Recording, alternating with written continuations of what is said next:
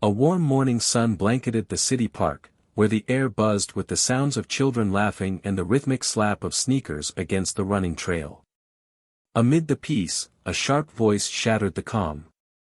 "You don't belong here," barked the man, his uniform pressed and pristine, his sunglasses reflecting her steady gaze. His badge glinted in the sunlight, but his words carried none of the integrity it was meant to symbolize. "Get off the trail before I have to make you." The woman paused mid-step, her chest heaving from the last stretch of her run. Sweat glistened on her brow, but her eyes remained focused, unwavering. "Excuse me," she asked, her voice calm but laced with disbelief. "You heard me," he snapped, stepping closer. "We've had complaints about suspicious behavior." He made air quotes with his fingers, a smirk tugging at the corner of his lips. "People like you think you can do whatever you want." She straightened, her posture commanding without needing words. "I'm just running. Same as everyone else here." "Don't get smart with me," he hissed, his tone growing harsher, his smirk fading. "Either leave, or I'll make you regret staying." Other runners slowed down, glancing cautiously but avoiding getting involved. Her heart pounded, not from exertion, but from the familiar sting of being singled out, humiliated. The fear of escalation lurked, but so did something deeper, the anger of countless moments like this. "I have every right to be here," she replied firmly, her voice carrying across the park. "I'm not going anywhere." That was when it happened, the moment that would change everything. His patience snapped, and he lunged forward, raising his leg in an attempt to shove her backward. But the woman didn't flinch. In one fluid motion, she sidestepped, grabbed his wrist with startling precision, and twisted it. The officer stumbled, his sunglasses crashing to the ground, his shock visible even without them. A collective gasp rippled through the bystanders. For a moment, time seemed frozen. But her hand released his wrist, and she stepped back, her voice sharp yet steady. "Touch me again, and I'll show you exactly why that was a bad idea." The man's face burned with a mix of rage and embarrassment. "You're making a big mistake," he growled, his bravado barely masking his unease. "No," she shot back, her voice ringing with conviction, "you are." What the officer didn't know, what none of them knew, was that this woman carried more than years of running experience. She carried scars, lessons, and unparalleled strength honed from her time on the battlefield. What happened next would not only expose his actions but unravel a truth so shocking, it would leave the entire community reeling. What drove this officer to single her out so mercilessly? And how could this simple jog in the park escalate into a confrontation that would shake the city to its core? This is a story of resilience, justice, and redemption, a story that proves some battles are won not just with strength, but with courage.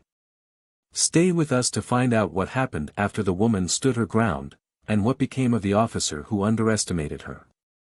At Plough of Twist, we stand firmly against all forms of racism and discrimination. We believe in sharing stories that inspire change, highlight resilience, and support justice. To our Black audience, your experiences matter, your voice matters, and you are not alone in this fight. Thank you for being here with us today. Sit back, immerse yourself in this powerful story, and remember to hit that subscribe button to join our community of changemakers. Let's dive into a story of courage, justice, and an unforgettable twist. Enjoy the story. The city park, known locally as Riverside Commons, was a patch of green wedged between towering apartment blocks and bustling city streets. It wasn't large, but it was enough, a slice of calm amidst the chaos. On weekday mornings, it belonged to the early risers, joggers weaving along its trails, dog owners tugging at leashes, and retirees sipping coffee on benches. For many, it was a place to reset before the world demanded their energy. For Lena Carter, it had become a sanctuary. Lena had a routine. She arrived just after dawn, when the air was crisp and the park felt like hers alone. She'd stretch under the sycamore tree at the trailhead, lace up her weathered running shoes, and let her mind clear as her feet found rhythm on the winding path. Her running wasn't for sport or competition, it was her way of processing, of reclaiming control over a life that had often felt chaotic. At 38, Lena carried herself with a quiet strength. She wasn't tall, but her presence was commanding. Her dark skin glowed in the morning light, and her natural hair, tied into a practical puff, was flecked with the occasional gray strand. Those grays weren't just signs of age, they were badges earned from years of resilience. She'd lived through more than most, a childhood marked by poverty, a military career that took her halfway across the world, and a return to civilian life that proved its own kind of battle. After serving 3 tours as a combat medic, Lena had left the army 5 years ago, carrying with her not just physical scars but a weight that often felt impossible to describe. She'd seen the best and worst of humanity, sometimes in the same day.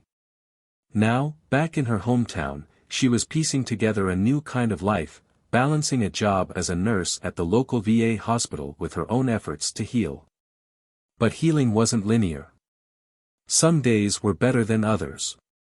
Running helped. So did spending time with her younger brother, Malik, a high school teacher who lived a few blocks away. He often joined her on Saturdays, though she teased him for struggling to keep up. Malik was her grounding force, the family she leaned on when memories threatened to overwhelm her. On this particular morning, Lena was alone. She preferred it that way on weekdays, the solitude was a gift.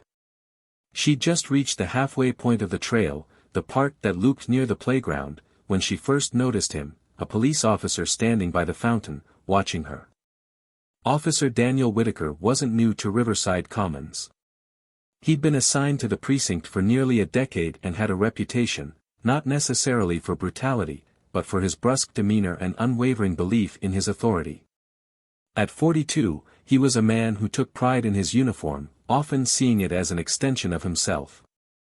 He was tall, with a clean-shaven face that did little to soften his stern expression. Daniel had joined the force with the idealistic dream of protecting his community, but years on the job had worn down that idealism, replacing it with cynicism. His perspective was narrow, there were those who obeyed the law and those who didn't. He'd never admit it, but he often judged people before they spoke, sizing them up based on assumptions he'd long stopped questioning. When Daniel saw Lena jogging, something about her caught his attention. Maybe it was the confidence in her stride, or the fact that she didn't glance his way like most people did when they noticed a police officer. Maybe it was her skin, though he'd never acknowledged that either. Whatever it was, he decided she warranted closer observation. Lena didn't notice him at first, too focused on the rhythm of her breathing and the sound of her sneakers against the trail. But as she rounded the curve near the fountain, she caught his gaze. It wasn't a passing glance, it lingered, scrutinizing her in a way that set her on edge. She'd felt this before, that weight of being watched, of being judged without reason. She kept running, willing herself to ignore him, but as she looped back toward the playground, he stepped into her path. "Ma'am," he called out, his tone more command than greeting. "Can I have a word?" Lena slowed reluctantly, pulling her earbuds out. "Is there a problem?" she asked, her voice steady but cautious. "Just a routine question," he replied, though his posture suggested otherwise. "What are you doing here?" She raised an eyebrow. "Running. Like everyone else." His eyes narrowed. "We've had complaints about suspicious behavior in the area. You match the description." Lena's jaw tightened. She'd heard this line before, countless times, in different variations. "And what description would that be?" she asked, folding her arms. He didn't answer immediately, instead gesturing toward the trail. "I'm going to need you to leave the park." "Excuse me?" Lena's voice was sharper now, disbelief creeping in. "This is a public park. I have every right to be here." The tension between them thickened. Nearby, a few joggers slowed, sensing the confrontation but hesitant to intervene. Lena's heart raced, not from fear, but from the familiar frustration of being treated like she didn't belong. "You can leave, or I can escort you out," Daniel said, his tone cold. Your choice. She took a step closer, her chin lifting defiantly. I'm not going anywhere. The exchange might have ended there, a standoff of words, but Daniel's pride got the better of him. The defiance in her eyes, the way she didn't cower like he expected, it ignited something in him. He moved abruptly, stepping toward her with an air of intimidation, but Lena didn't back down. What are you doing? She demanded, her voice cutting through the air. Teaching you some respect, he snapped, raising his hand slightly as if to shove her back. That was the moment everything changed. Nearby, Malik had just arrived at the park, having decided last minute to join his sister for a run. He froze when he saw the confrontation unfolding, his stomach dropping as he recognized Lena's tense stance. The bystanders, previously silent, began murmuring, their unease growing. And as Lena stood her ground, Daniel would soon learn he had underestimated her completely. The consequences of that moment would ripple far beyond the park, exposing truths and shattering lives. But for now, the stage was set, a confrontation rooted in prejudice, an act of defiance, and a collision that neither of them could walk away from unchanged. The confrontation at the park ended as abruptly as it began, with Daniel Whitaker glaring after Lena as she walked away, her steps heavy with anger but her head held high. By the time she reached the trail's exit, her hands were trembling, not from fear but from the sheer weight of her restraint. She had wanted to scream, to demand why her presence in the park was considered suspicious, but years of enduring moments like these had taught her that silence was sometimes the only shield she had. The air was thick with unspoken tension as she climbed into her car, her fingers gripping the steering wheel. Her phone buzzed in the cup holder. Malik's name flashed across the screen. You okay? He asked as soon as she picked up. I'm fine, she said, her voice clipped. I saw what happened, Malik said quietly. That guy was way out of line. I should have stepped in. No, Lena interrupted firmly. You did the right thing by staying back. These situations, they can escalate so fast. Her voice wavered for a moment before she steadied herself. It's just, exhausting, you know. I know, Malik replied softly. But you can't let him get away with that. You deserve better. She wanted to agree, but her exhaustion ran deeper than words. I'll call you later, she said, ending the conversation before the knot in her throat could tighten any further. Across town, Daniel Whitaker was nursing his own frustration. Back at the precinct, he recounted the morning's incident to a group of fellow officers, his tone casual but laced with irritation. She was just one of those types, he said, leaning back in his chair. You know, the ones who think they're untouchable. You mean, those types as in, one of the officers, a younger man named Cole, asked hesitantly. Daniel waved him off. Don't make this a thing, Cole. I'm just saying, she had an attitude. Thought she could mouth off and walk away like it was nothing. And did she? Another officer chimed in, smirking. Daniel didn't answer immediately. Instead, his mind replayed the moment she'd stepped closer to him, her gaze unwavering, her voice firm. It had caught him off guard, how calm and unshaken she'd been despite his attempt to intimidate her. She walked away, he muttered, his pride stinging at the memory. Man, you let her win, Cole teased. You're getting soft. The room erupted in laughter, but Daniel didn't join in. Instead, he clenched his jaw, his mind already spinning with how to regain control of the situation. Meanwhile, Lena tried to push the incident out of her mind. She immersed herself in her work at the VA hospital, focusing on her patients and their stories of survival. But the encounter with Daniel lingered, creeping into her thoughts when she least expected it. Her colleague and close friend, Angela, noticed her distraction during lunch. What's going on with you today? Angela asked, setting down her sandwich. You're quieter than usual. Lena hesitated before recounting the incident in the park, her voice measured but tinged with frustration. Angela listened intently, her expression shifting from concern to anger as the story unfolded. That's disgusting, Angela said when Lena finished. You can't let him get away with that. I'm not sure what I can do, Lena admitted. It's his word against mine, and you know how these things go. Lena, Angela said firmly, leaning closer, you're not just anyone. You've faced worse than him. And you have people who will back you up. Don't let this slide. As the days passed, the tension between Lena and Daniel simmered beneath the surface, both of them carrying their own unresolved emotions. For Lena, it was a mix of anger and exhaustion, the weight of countless similar encounters bubbling to the surface. For Daniel, it was pride, an unwillingness to let go of the control he believed he was entitled to. Their paths crossed again just a week later, this time outside a neighborhood diner. Lena had been meeting Malik for breakfast, their usual Saturday tradition. She was walking back to her car when she saw Daniel leaning against his patrol car, talking to another officer. The sight of him sent a jolt through her chest, not of fear, but of sheer frustration. Daniel spotted her almost immediately, his posture straightening. His eyes narrowed as he stepped forward, cutting off her path. Morning, he said, his tone dripping with forced politeness. Lena stopped, her body tensing. Is there something you need, officer? She asked coolly. Just checking in, he said, a smirk tugging at the corner of his mouth. Making sure everything's okay. Her patience snapped.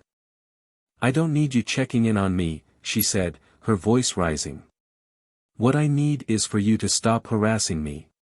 A few bystanders turned to watch the exchange, their curiosity piqued. Daniel's smirk faltered, replaced by a flash of annoyance. Watch your tone, he warned, his voice low. You don't want to make this worse for yourself. Lena stepped closer, her eyes blazing. And what exactly are you going to do, officer? Arrest me for standing up to you? Daniel opened his mouth to respond, but the words didn't come. For a moment, the power dynamic between them shifted, and he felt the weight of her gaze, a gaze that held far more strength and resilience than he'd anticipated. That night, Lena sat on her couch, replaying the encounter in her mind. Her hands itched to do something, to take action, but the question of how lingered. Malik's words echoed in her ears, you deserve better. Meanwhile, Daniel sat alone in his apartment, nursing a beer and stewing in his frustration. The smirk she'd given him as she walked away burned in his memory, a reminder that his authority had been challenged, and that he hadn't won. Neither of them could have anticipated what was coming next, how a single event would bring their unresolved tension to a breaking point. Both believed they were in control of their narratives, but the truth was far more complicated. Something was about to happen that would not only shift the balance of power but reveal truths that neither Lena nor Daniel were prepared to face. And when the dust settled, one of them would be left questioning everything they thought they knew. The question now was, who would it be? The air was heavy with anticipation as Lena sat at her kitchen table, staring at her phone. The words she drafted in her notes app stared back at her, Officer Daniel Whitaker, badge number 45789. It was the beginning of an official complaint, something Angela had helped her format. But it wasn't enough, not for the humiliation she'd endured and certainly not for the countless others who likely had similar stories. A complaint felt like throwing a pebble into a roaring river, destined to be swept away. Her fingers hovered over the screen when a sharp knock at the door startled her. She wasn't expecting anyone. Standing cautiously, Lena approached the door and peered through the peephole. Her heart sank. It was Malik, his expression a mix of urgency and hesitation. She opened the door. Malik? What's wrong? He stepped inside, glancing over his shoulder as if to ensure no one was watching. We need to talk, he said, his voice low. About what? Lena asked, already bracing herself. Malik's jaw tightened as he pulled his phone from his pocket and unlocked it. About him, he said, holding the screen toward her. It was a photo, a candid shot of Daniel Whitaker standing with another man Lena didn't recognize. What is this? She asked, her brows furrowing. It's from a fundraiser last month, Malik explained. The guy he's with? That's Councilman Rayford. And? Lena pressed. And Rayford's been under investigation for corruption. Something about embezzlement and kickbacks, Malik continued. I didn't think much of it until I started digging into Whitaker.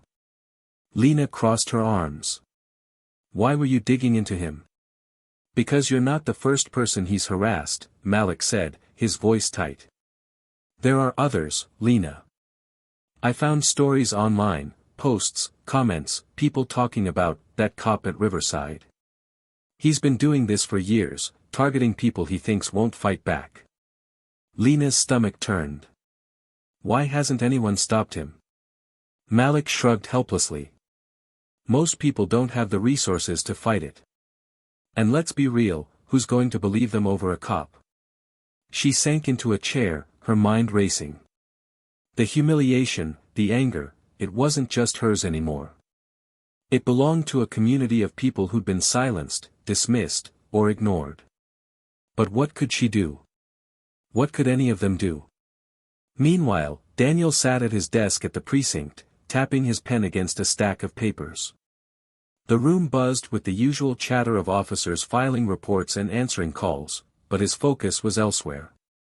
The confrontation with Lena had left a sour taste in his mouth, one he couldn't seem to shake. He told himself he'd moved on, but the truth was, her defiance had stuck with him. It wasn't just that she'd stood up to him, it was the way she'd done it, with a calmness that unnerved him, as if she knew something he didn't. Whitaker, a voice called, snapping him from his thoughts. It was his supervisor, Sergeant Coleman, a gruff man with decades of experience. Got a minute? Daniel stood, straightening his uniform. Yes, sir. Coleman gestured for him to follow. They walked into his office, the door closing with a soft click. Coleman motioned for Daniel to sit, but he remained standing. You know Councilman Rayford, right? Coleman asked, his tone casual. Daniel hesitated. I've met him a few times. Why? Coleman leaned back in his chair, studying him.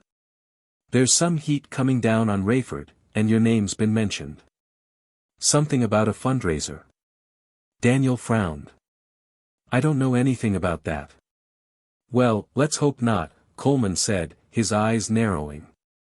Because if you're involved in whatever mess he's in, it's not just Rayford going down. The weight of the words hung in the air as Daniel left the office. He didn't believe for a second that his name would be dragged into something unrelated to him. No, this was connected to Lena. Somehow, it had to be. Back at Lena's apartment, Malik was pacing the living room. You have to do something, he said, his voice filled with urgency. Like what? Lena shot back, her frustration boiling over. File a complaint. Post online. None of that will stop him. You're not thinking big enough, Malik said, stopping mid-pace. This isn't just about you or me. It's about everyone he's targeted. If we can prove what he's been doing, if we can connect it to Rayford, what? Lena interrupted. We're going to take down a corrupt cop and a councilman. You're talking like we're in some kind of movie. Malik met her gaze, his expression serious. Why not? You've been through worse than this. You know how to fight. Lena fell silent, the weight of his words settling on her shoulders. He was right, she did know how to fight. And this was a fight worth taking on. But how? Daniel's unease grew as the days passed. He began noticing things he hadn't before, side glances from colleagues, whispered conversations that stopped when he entered the room. His paranoia deepened when he received an anonymous message on his phone, "You're not untouchable." The words sent a chill down his spine. Was it Lena? Someone connected to her? Or was it something bigger, something tied to Rayford? His attempts to confront Coleman about the situation were met with vague reassurances. Just keep your nose clean, Coleman said. But the warning did little to ease Daniel's nerves. Lena, meanwhile, had started gathering her own allies. Angela had connected her with a journalist, Marcus Reed, who specialized in exposing corruption. Over coffee at a quiet cafe, Lena laid out her story, her voice steady despite the whirlwind of emotions beneath it. Marcus listened intently, nodding as she spoke. "You're saying this officer has a pattern of targeting people, and there's a connection to Rayford?" he asked. "Yes," Lena said firmly. "And I'm done staying quiet about it." Marcus leaned back in his chair, tapping his pen against his notebook. "This could be big," he said. "But if we're going to take this public, we need more than just your story. We need evidence." Lena nodded. "Then let's get it." The pieces were falling into place, but the stakes were higher than ever. Lena's fight for justice was no longer just about her, it was about exposing a system that allowed people like Daniel to thrive unchecked. And as the tension mounted, one thing became clear: the confrontation that started in the park was far from over. Lena spent the next week immersed in a world she'd never imagined herself stepping into, one of meticulous planning and calculated risks. Malik worked alongside her, reaching out to others who had encountered Daniel. To her surprise, people began to come forward. Some shared tearful accounts of being followed, questioned, or humiliated by him. Others described losing jobs or housing opportunities because of arrests that were later dropped without explanation. Each story was a piece of the puzzle, and with Marcus Reed's guidance, they started to assemble it into something undeniable. Marcus, methodical and sharp, knew how to dig where others wouldn't. Using his connections, he obtained internal precinct documents that hinted at a troubling pattern in Daniel's arrest records. Most of his targets were Black or Latino, and many of the cases had suspiciously weak charges. "Patterns like this don't happen by accident," Marcus said during a late-night meeting at Lena's apartment. "This could be what cracks everything open." "But we need to tie it to Rayford," Lena said, her arms crossed as she studied the evidence scattered across her dining table. "Otherwise, it's just one bad cop." "We're getting closer," Marcus assured her. "Give me a few more days." Meanwhile, Daniel was unraveling. The anonymous text messages continued, each one more pointed than the last.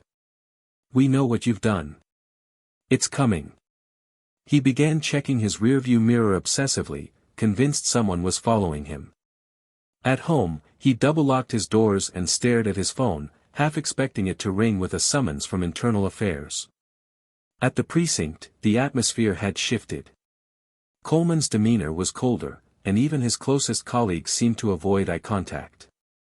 The camaraderie Daniel had once taken for granted was gone, replaced by a suffocating isolation. He couldn't shake the feeling that everyone was waiting for him to fail. One afternoon, he found himself alone in the locker room when the door creaked open. It was Cole, the younger officer who teased him after the park incident. "Hey," Cole said hesitantly, glancing around as if to ensure no one else was listening. "You okay, man?" Daniel narrowed his eyes. "What do you mean?"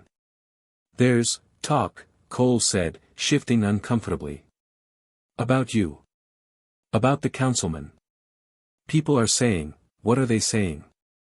Daniel snapped, his voice sharp. Cole hesitated, then said in a low voice, "That you're going to take the fall." Daniel's blood ran cold. "Who's saying that?" "I don't know," Cole said quickly. "But if I were you, I'd get ahead of it.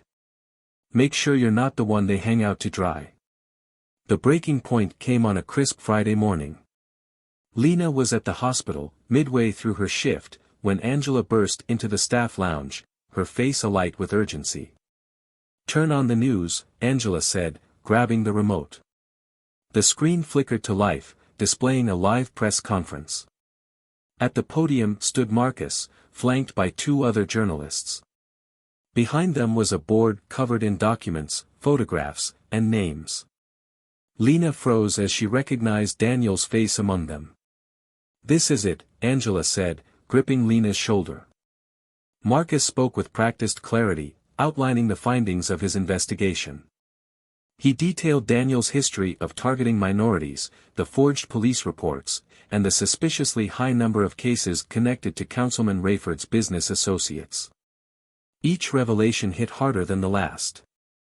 "We have evidence that these actions were not isolated incidents," Marcus concluded. "They were part of a broader system of corruption and abuse, enabled by those in power." Daniel watched the broadcast from his desk at the precinct, his face pale. Around him, the room was silent, save for the murmurs of officers exchanging glances. Coleman appeared in the doorway, his expression unreadable. "Whitaker," he said sharply. "My office. Now." Daniel followed him, his legs feeling like lead. Inside, Coleman closed the door and turned to face him. "This is bad," Coleman said, his voice low. "Real bad." "I didn't," Daniel started, but Coleman cut him off. "Save it," he snapped. "Internal affairs is already on their way. Whatever you're mixed up in, you'd better start talking, because I'm not going down for this." Daniel's chest tightened. "I didn't do anything wrong," he insisted. "They're lying." "Are they?" Coleman shot back. "Because from where I'm standing, it looks like you're exactly the kind of guy who'd get in bed with Rayford." The accusation stung, but Daniel had no response. The walls were closing in, and for the first time, he felt the full weight of his actions, not just the corruption, but the lives he'd impacted, the people he'd silenced. That evening, Lena and Malik sat together in her living room, watching the fallout unfold on the news. Protests had erupted outside the precinct, with crowds demanding accountability. Daniel's name trended on social media, alongside a hashtag calling for his resignation. "It's happening," Malik said, his voice filled with awe. Lena nodded, but her expression remained somber. "It's just the beginning," she said quietly. "There's still so much work to do." The next step was clear: Lena would testify, sharing her story alongside others who had come forward. It wouldn't erase what had happened, but it was a chance to reclaim her voice, and to ensure that no one else would have to endure what she had. As the night stretched on, Daniel sat alone in his apartment, surrounded by the remnants of his once orderly life. His badge lay on the table in front of him, a stark reminder of the authority he'd abused.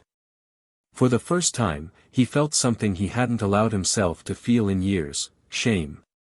And as the weight of it settled over him, he realized there was no escaping the consequences of his actions. The protests outside the precinct showed no sign of slowing. News cameras captured the chants, the signs demanding justice, and the diverse faces united in anger. Inside the precinct, chaos reigned.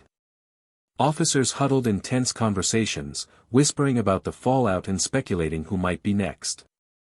Daniel Whitaker was at the center of it all, his name echoing through every corner of the building like a curse. In the captain's office, Daniel sat across from Sergeant Coleman, a file folder between them. The air was suffocatingly still as Coleman flipped through the papers. "This doesn't look good," Coleman said, breaking the silence. His tone was clipped, his eyes scanning the document in his hands. "You've got more complaints tied to your badge than anyone else in this department."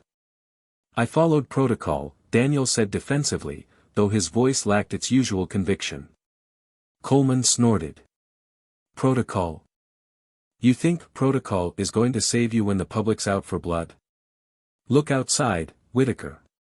He gestured toward the window, where the chants of the protesters bled into the room. "They don't care about your protocol." Daniel clenched his fists.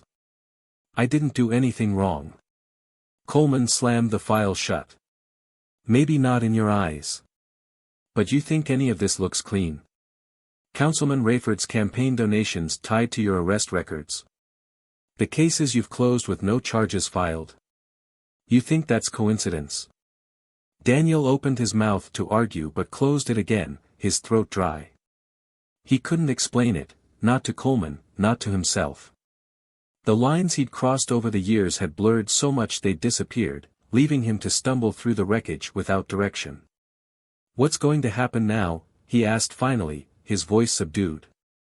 Coleman leaned back in his chair, shaking his head.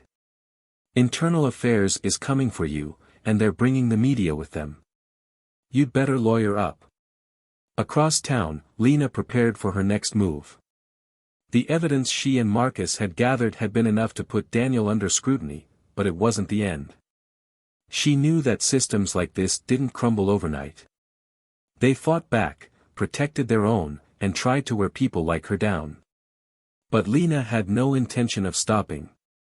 Malik sat across from her in her living room, reviewing a list of names. "We've got 8 people willing to testify," he said. 4 of them have video evidence. Marcus is vetting it now. "That's a start," Lena replied, though her voice carried a note of weariness. "Are you okay?" Malik asked, his gaze softening. "You've been quiet."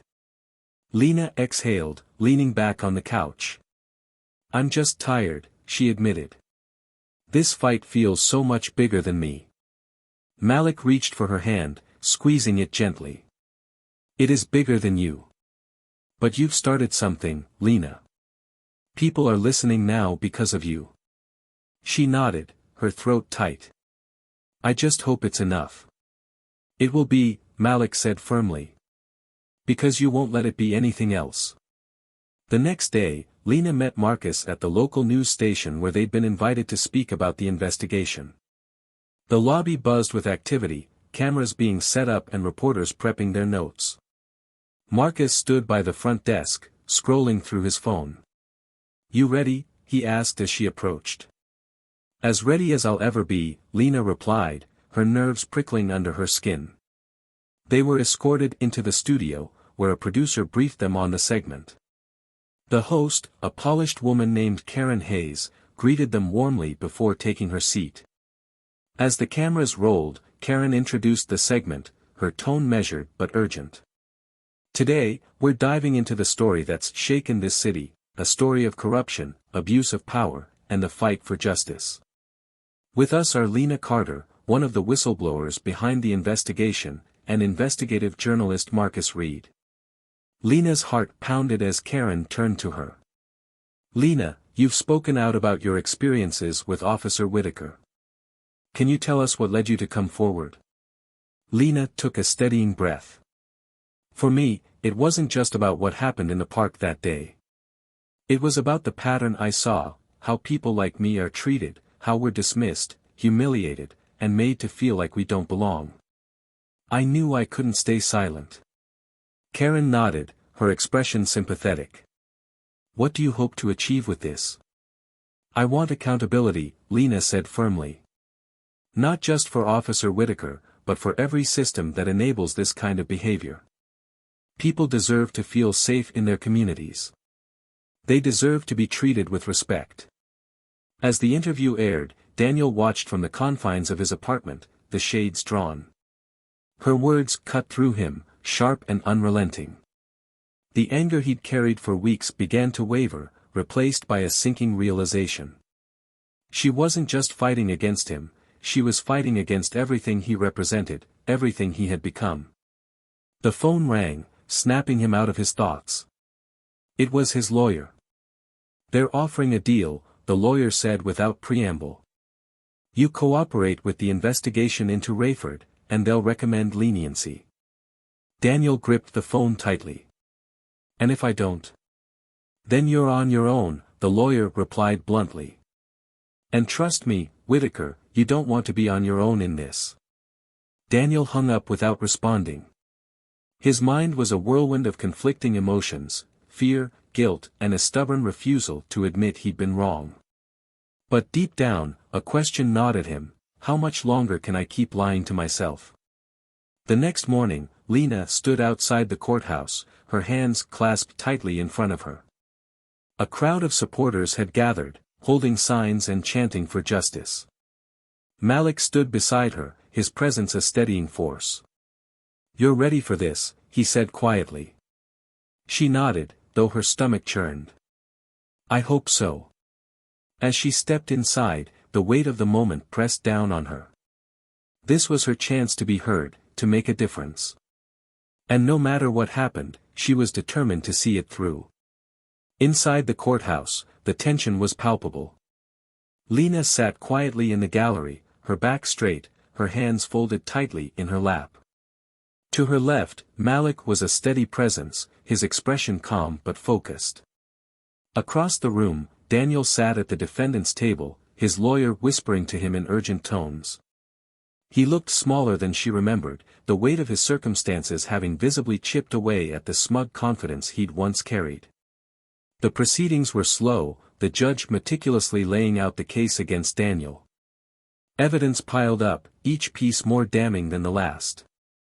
Witnesses took the stand, one after another, recounting their encounters with Daniel.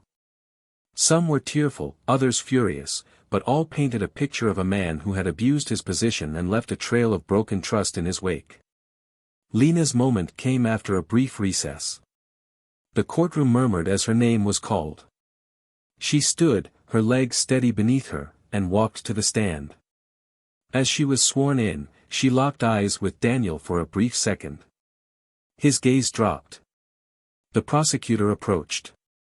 "Ms. Carter, can you recount the events that led to your confrontation with Officer Whitaker?" Lena nodded, her voice steady as she began. "I was running in Riverside Commons, something I've done for years. That morning, Officer Whitaker approached me without cause, accused me of being suspicious, and ordered me to leave the park." Her voice didn't waver as she described the humiliation, the frustration, the feeling of being reduced to nothing more than a stereotype. The courtroom was silent, the weight of her words hanging heavily in the air. "Did Officer Whitaker attempt to physically intimidate you?" the prosecutor asked. "Yes," Lena replied firmly. "He tried to push me out of the park, but I defended myself. I didn't escalate the situation, I stood my ground." The defense attorney stood to cross-examine.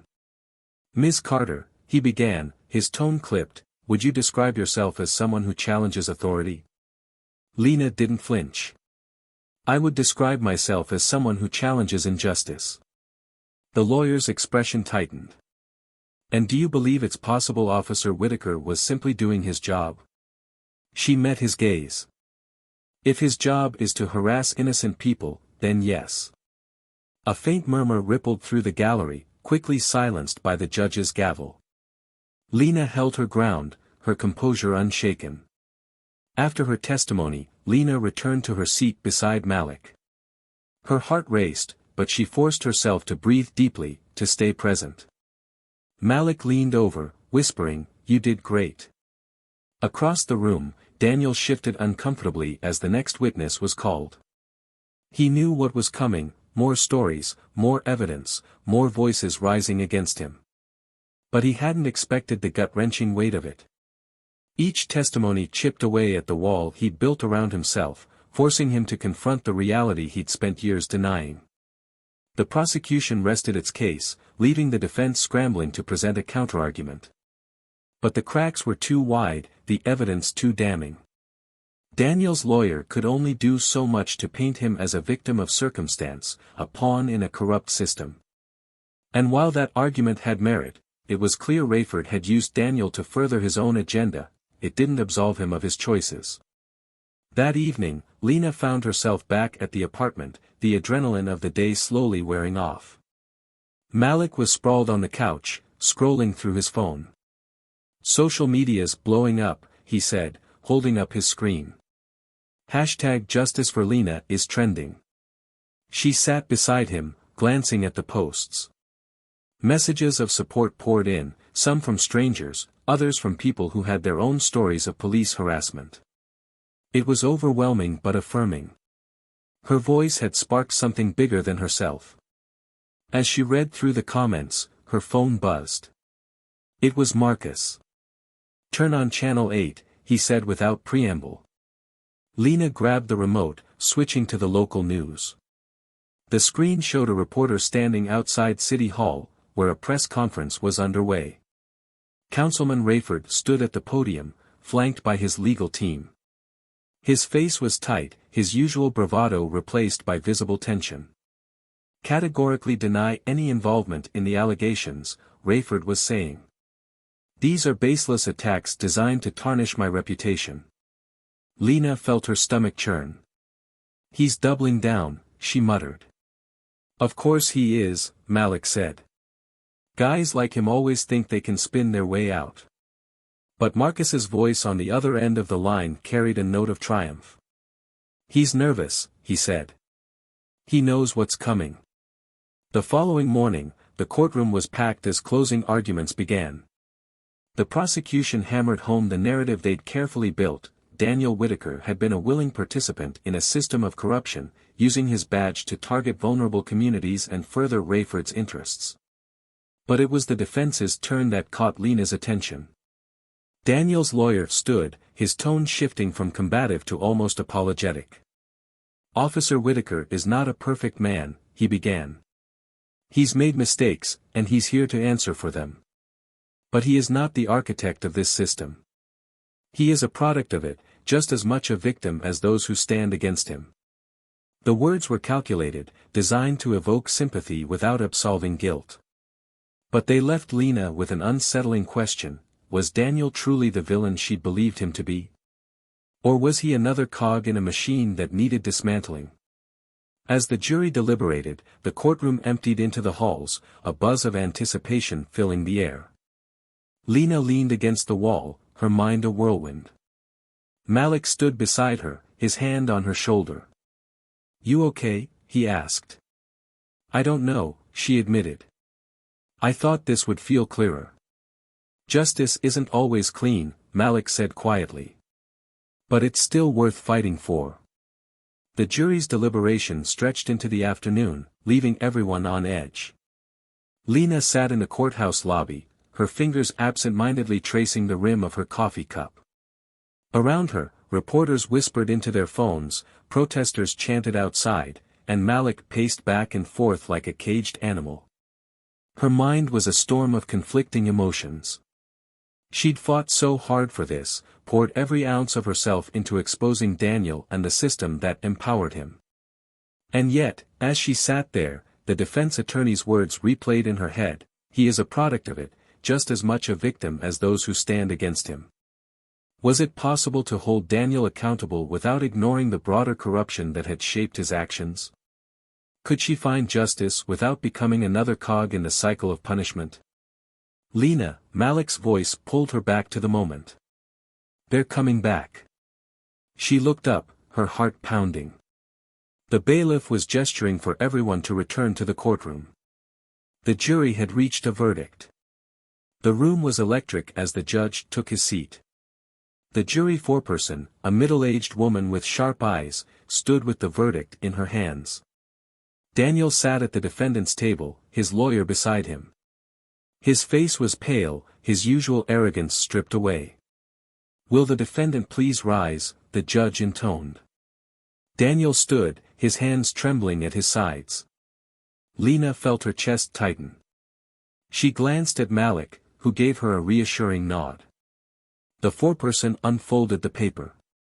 "In the matter of the state versus Daniel Whitaker, we find the defendant guilty." A collective exhale rippled through the room. The tension, thick as fog, began to lift. Lena felt a surge of relief, but it was complicated, tangled with the lingering weight of everything she'd heard and seen. Daniel's shoulders slumped, and for the first time, he looked genuinely defeated. The judge's voice cut through the murmurs, setting a sentencing hearing for the following month. Court was adjourned, and the room erupted into motion. Outside, the crowd was jubilant. Chants of "Justice for Lena" filled the air, punctuated by the flash of cameras and the hum of news vans. Reporters swarmed the steps, shoving microphones toward anyone willing to speak. Lena and Malik navigated the chaos carefully, Marcus close behind them. As they reached the edge of the crowd, a young reporter rushed forward, her notebook in hand. "Ms. Carter, do you feel justice has been served?" she asked, her voice eager. Lena paused, considering her response carefully. "This is a step forward," she said finally. "But it's not the end.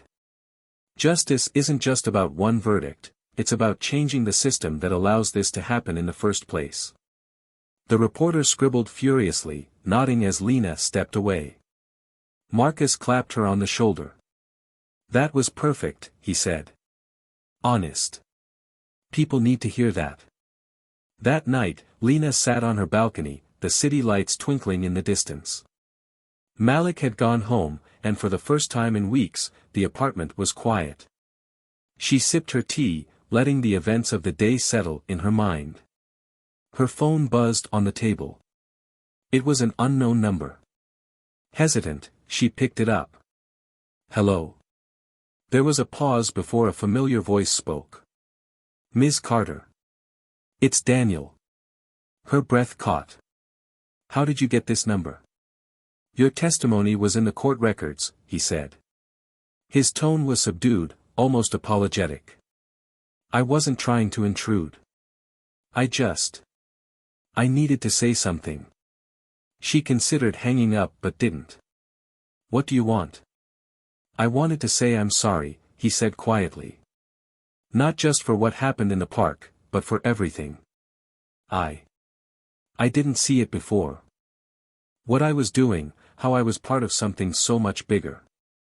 I see it now. Lena's grip on the phone tightened. It's a little late for that, don't you think? I know, he said. And I don't expect you to forgive me. I needed you to know that I understand. That you were right. Her anger flared. Right? Do you have any idea how much damage you've done? To me? To everyone you targeted? I do, Daniel said, his voice cracking. And I'll carry that for the rest of my life. But if there's anything I can do to help fix what I broke, I'll do it. Lena was silent for a long moment. The sincerity in his voice was disarming, but it didn't erase the pain he'd caused. Then start with yourself, she said finally. Figure out how you became the person who could do those things. And then work to make sure no one else does. I will, he said. Thank you. She hung up, her emotions swirling. His apology didn't absolve him, but it was a start. And maybe, just maybe, it was a sign that change was possible. In the days that followed, the case against Councilman Rayford gained momentum. Whistleblowers came forward, implicating him in a web of corruption that extended far beyond Daniel. The city braced for another storm, but this time, it felt like progress was being made. Lena continued to speak out, her voice becoming a beacon for those who had been silenced. She knew the fight was far from over, but for the first time, she felt hope that the world could change, one step at a time. A brisk wind swept through the city, a harbinger of change that felt almost symbolic. Lena Carter stood at the front of a packed community center, a microphone in her hand. Her voice was steady, her words deliberate, as she addressed a crowd of supporters, activists, and curious residents. The lights above illuminated her face, highlighting the calm strength in her expression. We're here because we believe in something bigger than any one person, Lena said, scanning the audience. We believe in accountability. We believe in a world where justice isn't just a word, but a reality. And today, I can stand here and say that change is happening. The room erupted into applause, a mixture of cheers and hopeful murmurs. Malik, standing at the back, smiled proudly, clapping along with the others. Angela stood beside him, her arms crossed, a look of satisfaction on her face. The sentencing of Councilman Rayford had marked a turning point. His web of corruption unraveled in court, exposing financial schemes that had siphoned money from public housing and education into private accounts.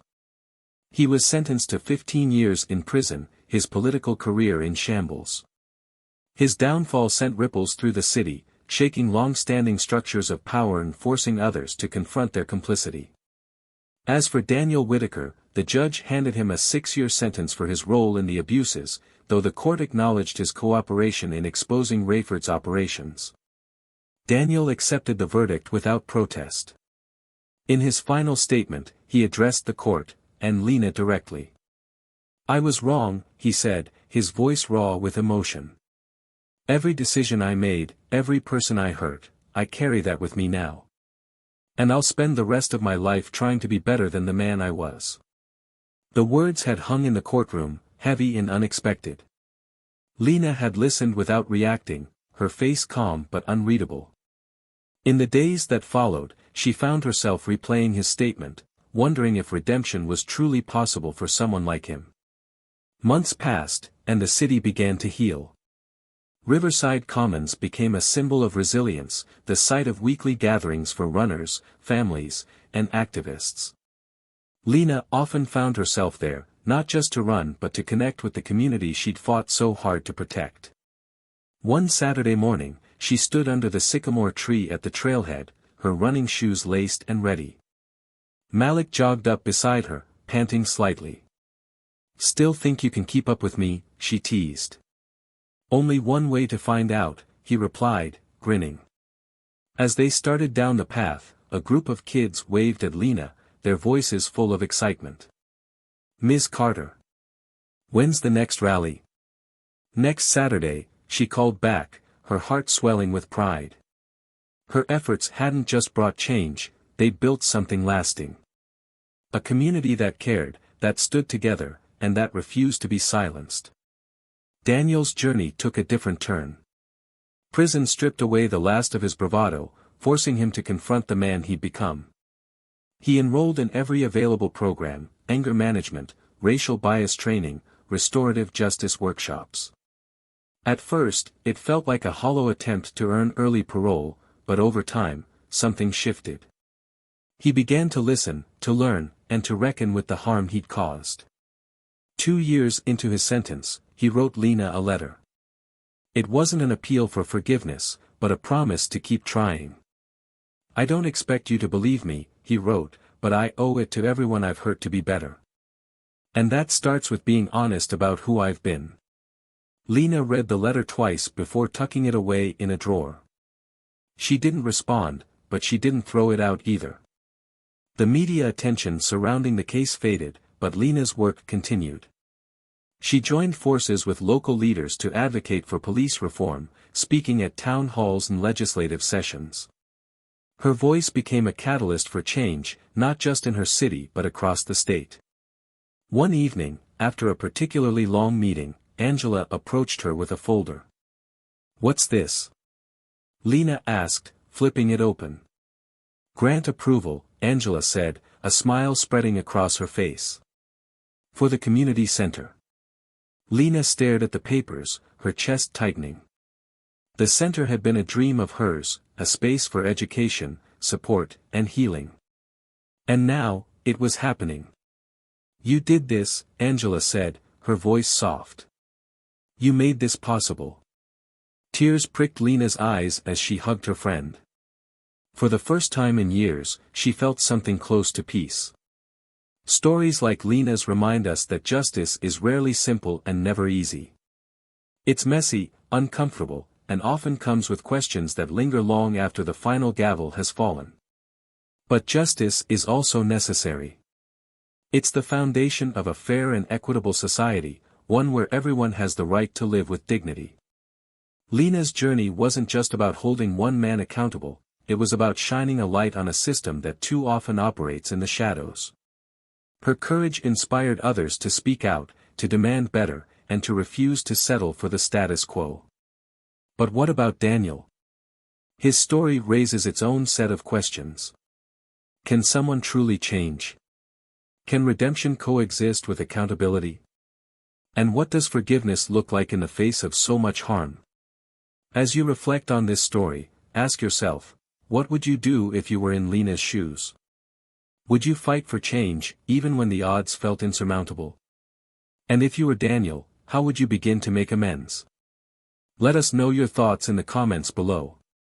We want to hear your perspective, because stories like this are meant to spark dialogue and inspire action. If this story resonated with you, please consider subscribing to Tales of Twist. Here, we explore narratives that challenge us, inspire us, and remind us of the power of resilience. Hit that subscribe button and turn on notifications so you never miss a story. And if you enjoyed this one, give it a thumbs up and share it with someone who might need to hear it. Together, let's keep the conversation going. Thank you for watching, and we'll see you in the next twist.